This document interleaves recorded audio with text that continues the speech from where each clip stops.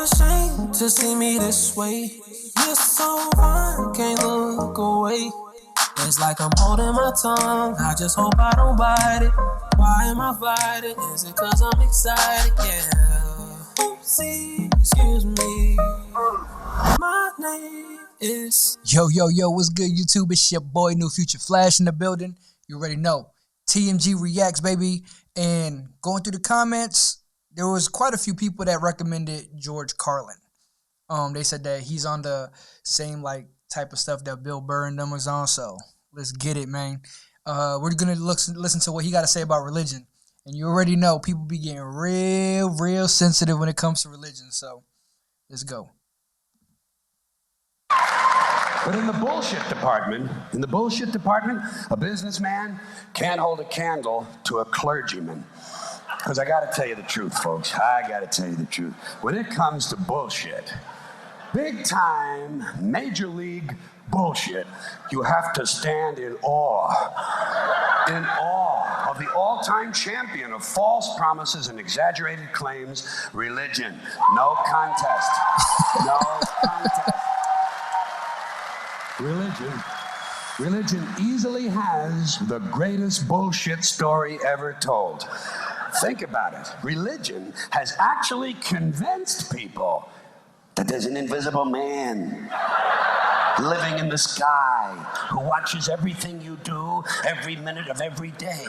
And the invisible man has a special list of 10 things he does not want you to do. Yo, that is true. One of my friends went to a history class and stuff like that, and he came back and he just started talking crazy. He was just like, the whole Bible stuff is like the story of Santa Claus for adults. And I wouldn't take it that far, but I do see how people could just really take it and just be like, that's some bullshit. And if you do any of these 10 things, he has a special place full of fire and smoke and burning and torture and anguish where he will send you to live and suffer and burn and choke and scream and cry forever and ever till the end of time. But he loves you. Right. Just tortured forever. He loves you. He loves you and he needs money. Nah, always needs money. That's not God. That's the church. They're not. That's one thing that I wish people would stop convoluting. It's not the same. You know what I mean? Just because you don't agree with a church don't mean you don't believe in God. And slippery slope. People just get so defensive over certain things, and you can't even have a intellectual conversation. You know what I'm saying? Powerful, all perfect, all knowing, and all wise, somehow just can't handle money. Religion takes in billions of dollars, they pay no taxes, and they always need a little more. Right. Now, you talk about a good bullshit story. Holy shit. All right. Let him know, George. Thank you. But, thank you very much. But I want you to know something. This is sincere. I want you to know, when it comes to believing in God, I really tried. I really tried. I tried to believe that there is a God who created each of us in his own image and likeness, loves us very much, and keeps a close eye on things. I really tried to believe that, but I gotta tell you, the longer you live, the more you look around, the more you realize something is fucked up. Right. Something is wrong here. War, disease, death, destruction, hunger, filth, poverty, torture, crime, corruption, and the ice-capades. Yeah. Something is definitely wrong. This is not good work. If this is the best God can do, I am not impressed. Results like these do not belong on the resume of a supreme being. This is the kind of shit you'd expect from an office temp with a bad attitude. And just between you and me, in any decently run universe, this guy would have been out on his all-powerful ass a long time ago. Wow. And by the way, I say this guy because I firmly believe, looking at these results, that if there is a God, it has to be a man. No woman could or would ever fuck things up like this.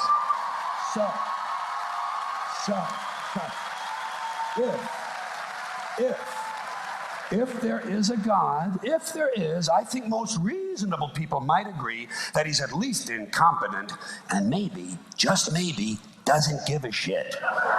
Doesn't give a shit, which I admire in a person and which would explain a lot of these bad results. So rather than be just another mindless religious robot, mindlessly and aimlessly and blindly believing that all of this is in the hands of some spooky, incompetent father figure who doesn't give a shit, I decided to look around for something else to worship, something I could really count on. And immediately, I thought of the sun. Happened like that. Overnight, I became... So what he's saying is basically, you know, a spiritual system does give a human like purpose. You know what I'm saying? And not knocking anybody's religion because you believe what you want to believe. But I think what he's saying is that it's easier to believe in the sun than it is to believe in a lot of the Bible stories.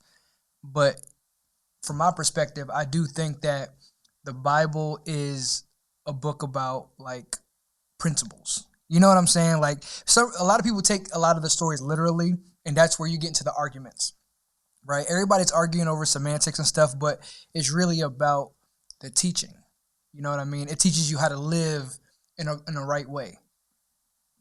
But let's hear what he's talking about. A sun worshiper. Well, not overnight. You can't see the sun at night.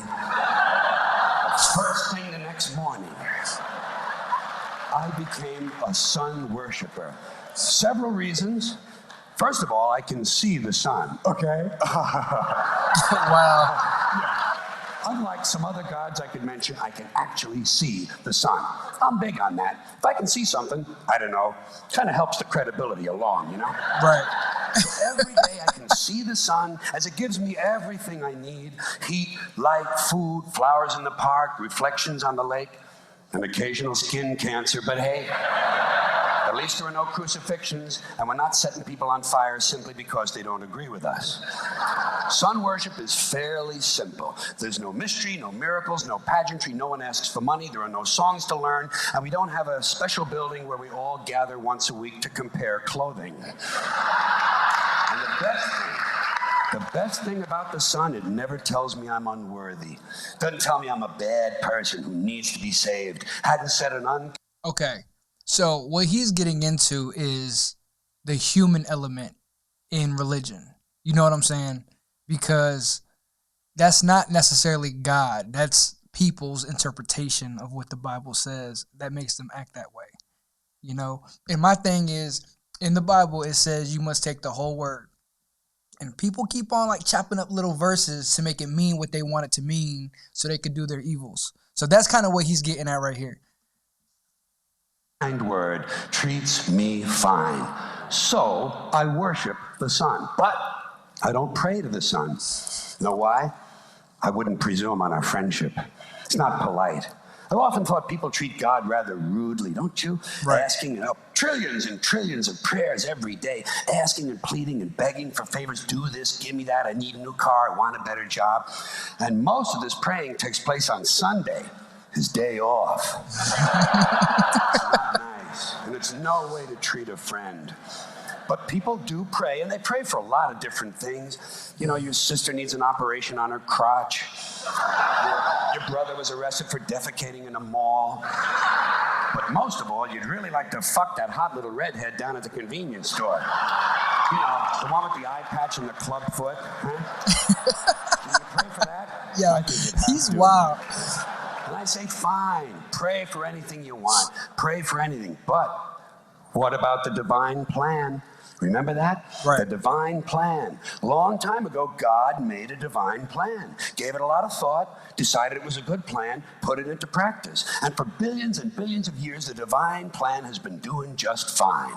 Now you come along and pray for something. Well, suppose the thing you want isn't in God's divine plan. What do you want him to do? Change his plan? Just for you? Doesn't it seem a little arrogant? It's a divine plan. What's the use of being God if every rundown schmuck with a $2 prayer book can come along and fuck up your plan? Right. And here's something else, another problem you might have. Suppose your prayers aren't answered. What do you say? Well, it's God's will. Thy will be done.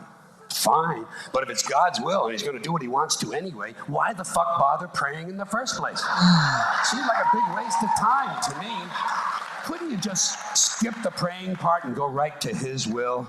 It's all very confusing. So to get around a lot of this, once again, that is the church's teachings, right?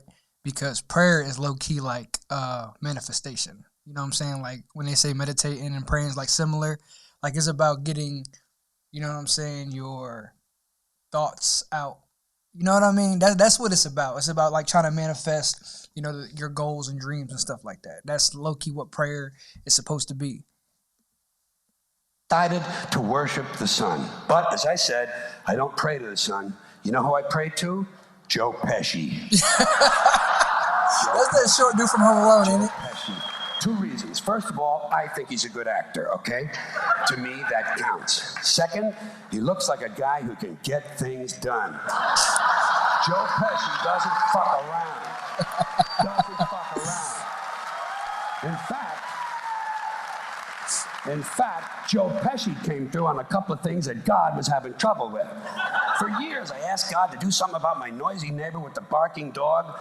Joe Pesci straightened that cocksucker out with one visit. It's amazing what you can accomplish with a simple baseball bat. So I've been praying to Joe for about a year now. And I noticed something.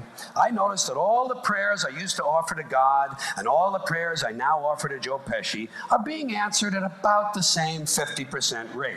Right. Half the time I get what I want, half the time I don't. Same as God, 50-50. Same as the four-leaf clover and the horseshoe, the wishing well and the rabbit's foot. Same as the mojo man. Same as the voodoo lady who tells you your fortune by squeezing the goat's testicles. Oh my God. Same 50-50. So just pick your superstition, sit back, make a wish, and enjoy yourself. Right. And for those of you who look to the Bible for moral lessons and literary qualities, I might suggest a couple of other stories for you. You might want to look at The Three Little Pigs. That's a good one. Has a nice, happy ending. I'm sure you'll like that. Then there's Little Red Riding Hood, although it does have that X-rated part where the big bad wolf actually eats the grandmother, which I didn't care for, by the way. And finally, I've often always drawn a great deal of moral comfort from Humpty Dumpty. The part I like the best, all the king's horses and all the king's men couldn't put Humpty Dumpty back together again. That's because there is no Humpty Dumpty and there is no God. None, not one, no God, never was. In fact, I'm gonna put it this way. If there is a God, may he strike this audience dead. See, nothing happened. Nothing happened. Everybody's okay. All right? Tell you what. I'll raise the stakes a little bit. If there is a God, may he strike me dead. See? Nothing happened. Oh, wait, got a little cramp in my leg. And my balls hurt. Plus, I'm blind. Oh, now I'm okay again. Must have been Joe Pesci. Oh my God. God bless Joe Pesci. Thank you all very much. Joe bless you. Thank you very much. I appreciate it. Hey, that was good. Yo, whoever recommended that, thank you, man. That was a good one. And see, good comedy gets you talking. You know what I mean? It gets you talking. So, like, I don't, like, people believe what they want to believe. You know what I mean? I wouldn't go as far as to say there's no God. But if you look at some of my tattoos, bro, like, I got like the cross, I got the chakra dragon, and then I got the Egyptian stuff on my arm because I believe all the religions have like information. You know what I mean? And like just like the Bible, like I feel like there's a lot of science in the Bible and we're just interpreting it the wrong way. But anyway, keep recommending like different comedy stuff because I'm definitely enjoying doing these reactions. Like, comment, subscribe. It's your boy NEWFUTUREFLASHH. Follow me on Instagram. Go like my music. Boom, boom, boom, boom. TMG React. That's it. What a shame to see me this way. You're so fine, can't look away. It's like I'm holding my tongue. I just hope I don't. Ooh, that's 2. Good job, George Carlin.